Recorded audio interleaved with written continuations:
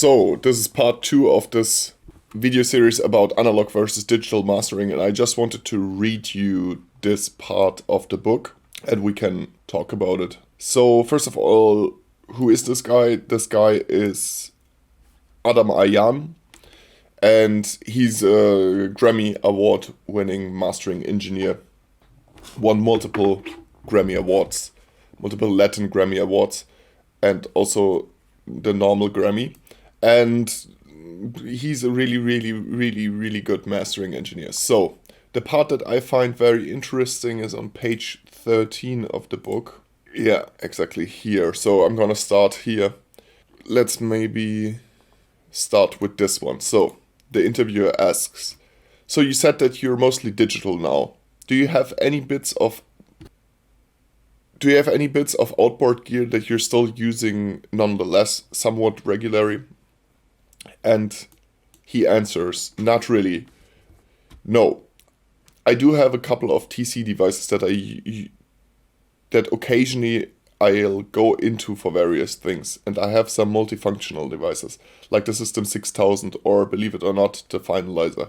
Occasionally I'll go into one of these devices. In both cases, there are just a handful of algorithms or setups that I like in the devices, but it's becoming even less and less common for me to use them. I'm staying in the box almost entirely now.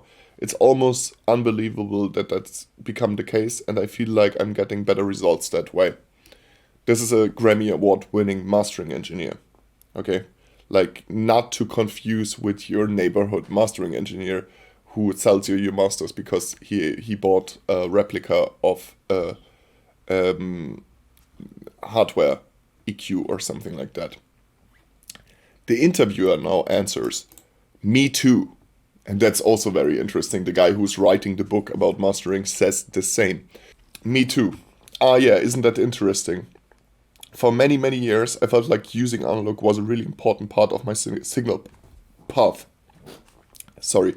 And I challenged myself to do more in the box. A few years ago, when I had a couple of very intense, very time-intensive projects, it was like, so how am I going to get through these in a really efficient manner? And I was like, let me see if I could do them all in the box. Of course, if I couldn't, I would have dealt with it.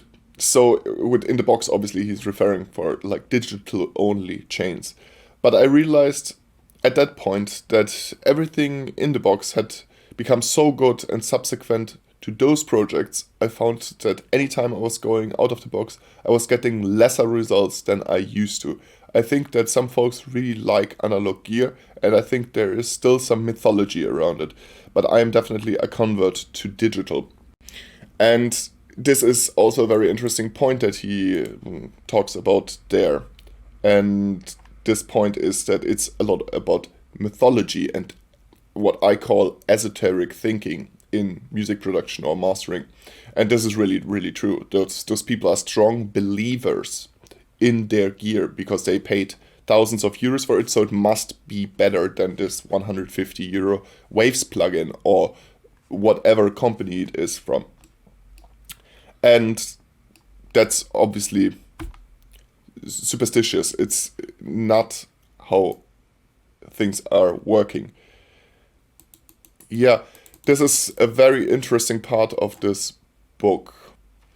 And then it goes further into like technical aspects, but this is about analog versus digital. Very interesting, isn't it? What do you think about this? I find it very interesting that the guy who's writing the book, who's obviously a pro, and the Grammy Award winning mastering engineer, they are digital converts, as he calls himself. And this is super interesting. And yeah, I think a lot of people should think about this.